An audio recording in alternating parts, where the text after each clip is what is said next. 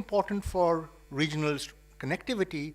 You have the ability of routes, both bus and increasingly, from what I can see, three-wheeler routes, which connect across districts coming into the structures, right?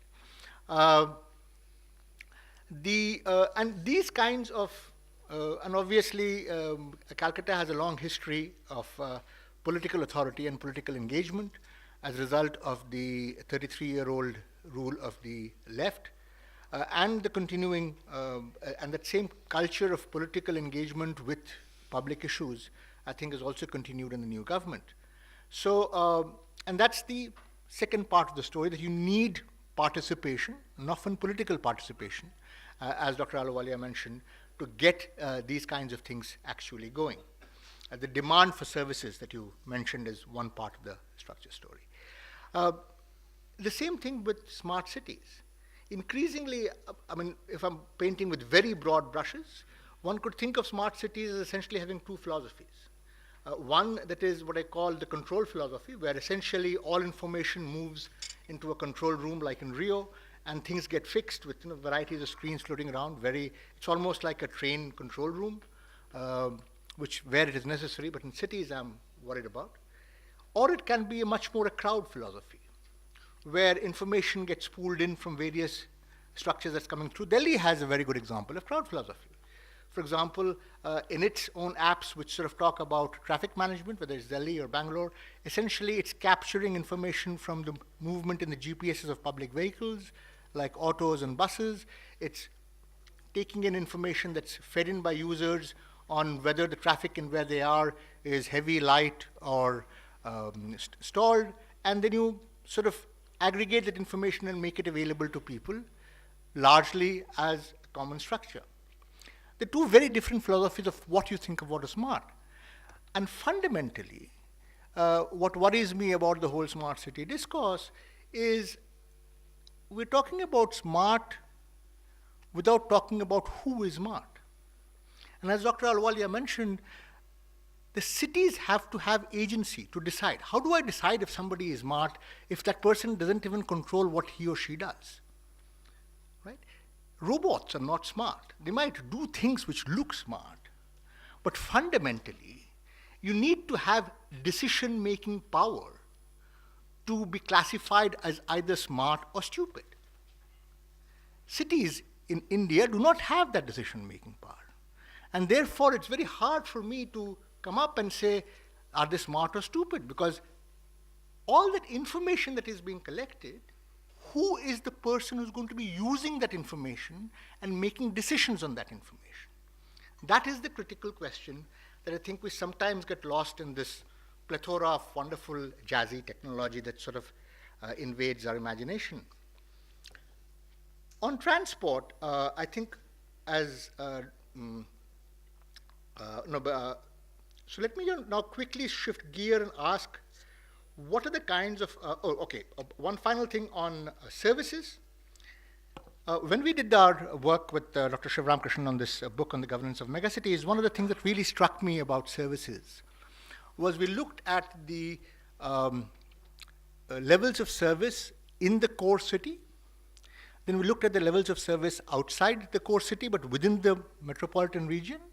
And then we looked at levels of service which was in the rural areas of that metropolitan region. In almost all, we looked at 5 cities. In 4 of them, the gap in the service levels between the core and the others was huge. You just went off a cliff, even in urban areas in the metropolitan region. The one city or the one region where that did not happen was Mumbai. And that stayed like that, and my own suspicion, as an economist, I'm uncomfortable making causality statements, but my own suspicion is it happens because in Maharashtra, local bodies have agency and power. Just like reasons you see the STEM kinds of stories, these are bodies which decide where they should spend their money, what kind of investment they should make, and fairly active, and yes, even venal politicians. If a local politician is interested in giving the local solid waste management contract to his cousin, he will make sure that there is that contract given. He will make sure that the monies for the contract are available. Venality often can produce services. So in a sense, the fact that there is venality need not necessarily make us qualm at transferring services down the line, because it's that kind of the day-to-day in and out of politics that will actually lead to better services going forward. But then all of this is fine, but as Ralwell says, how do we move forward on this? What are the obstacles that are there to moving forward? Right? The first obstacle that I see is land. In the big cities, land is valuable. Today, the development authorities control land. The development authorities are controlled by the state.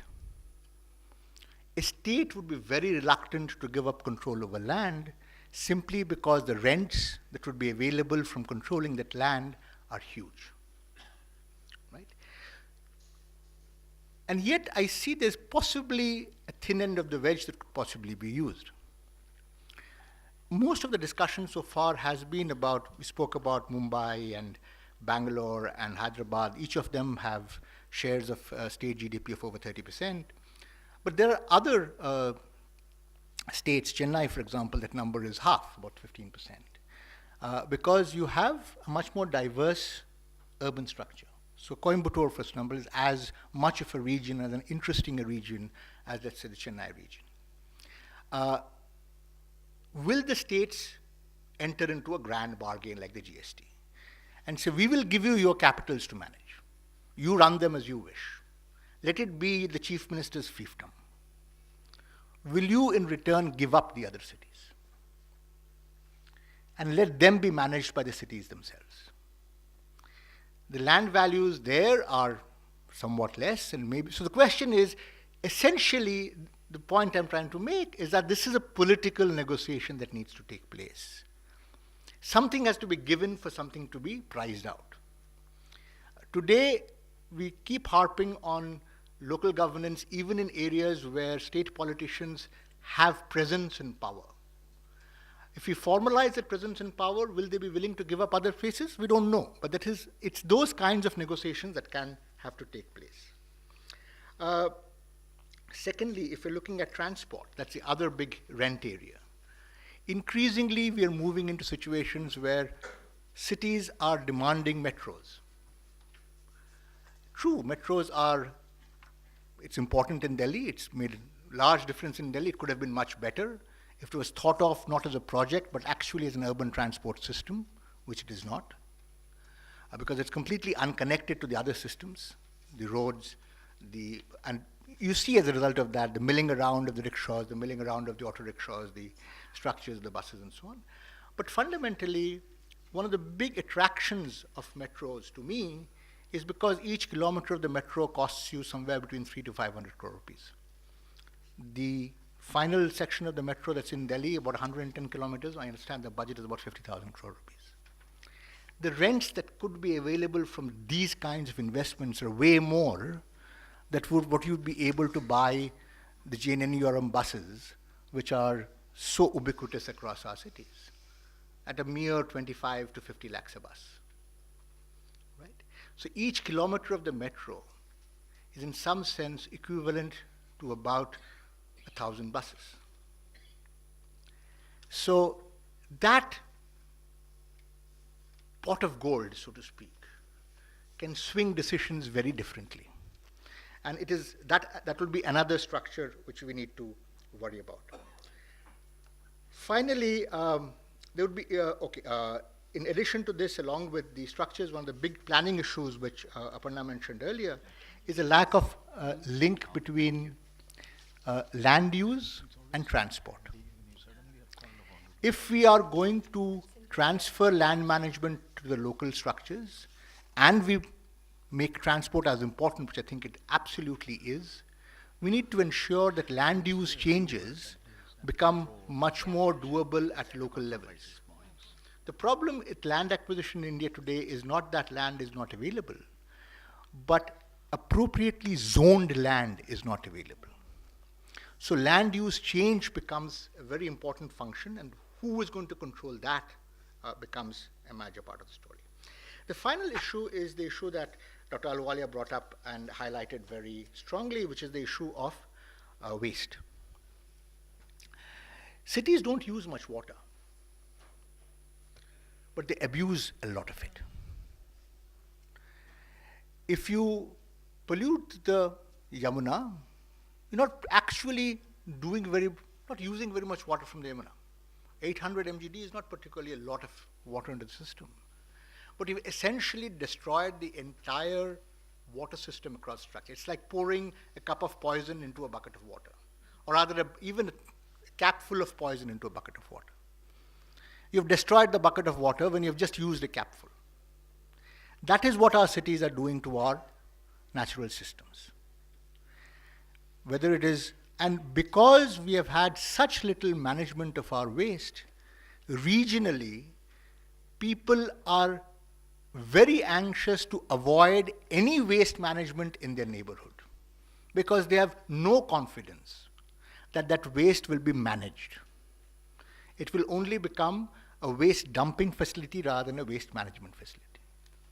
And making people believe that change, as Dr. Ahluwalia mentioned, the communication issue then becomes the huge challenge that we have to actually surmount. So I think that would be sufficient to sort of hopefully spark conversation, and I've also reached my limit. So thank you so much for having me here, and this was a wonderful presentation to read. Thank you, Dr. Partho Mukhopadhyaya. I think it's time that we discuss a little bit. I have a few points to mention at the end of this. It could be considered if you consider it important. One is related to the statement which the minister made about 500 cities he will pick up for support and 100 smart cities. I wonder whether there is any criteria that have been developed quantitatively to make sure that there are these 500 towns or cities which should be separated out from the rest of them and provided with the necessary support in the immediate term. And if so, what are you trying to expect out of this kind of a support in terms of changing the governance and all the rest of it that we encounter in the context of urban governance? So this is one point I thought. On the question of smart cities too, the definition is as of now, as Dr. Ishwar Ahluwalia as well as Dr. Partho Mukhopadhyaya told, there is a little fluidity with respect to the definition of what the smart cities are. And I'm sure it will emerge as you continue to look into it more and more critically with respect to the various functions that will together will form what you call as a definition of a smart city. But I just want to pose this question. Smartness can be at any level, right from an individual to the complex in which he stays, to an apartment complex, and finally it goes into the regional area, and then to the town or to the city and so on. Is there any assessment that one can build up in a stratified form? I'm looking at it purely as a scientific issue, that you can at least put down guidelines for the future complexes, that this has to be, and what I mean by smartness in those complexes are improved water management, better efficient water management, power management, the question of waste management, issues related to the service delivery also can be put into it, but criteria can be evolved for all of them. But the scale is smaller to start with, and then finally you have a model in which you bring those sub-models into an overall system which you call as a smart system. Is there an assessment of that kind of, because I think the moment you talk of a smart city, we are talking about everything that will be embedded in it, and there may be problems of taking off. Is there a way in which one can stratify it and then still define it and realize finally the goal that we are looking for? The second point on the question of connectivity for transport, you know, most of the cities on which we are now discussing the transport questions, they are already overcrowded. Bangalore is a very good example of where they are. And I was just looking at our 12th plan. It's 87 cities they have tried to look into what is the problem of transportation. And if we are going to have something like 20 years, the business as usual kind of a situation, we are talking of the speed of transport, 26 to 17 kilometers per hour going down to 8 to 6 kilometers per hour. So you can see the type of efficiency within a city system in terms of moving from one location to another. Is there a clear-cut understanding of what it means to improve the transportation system? Of course, the other point is what Dr. Ishwar earlier pointed out with respect to connecting different locations. But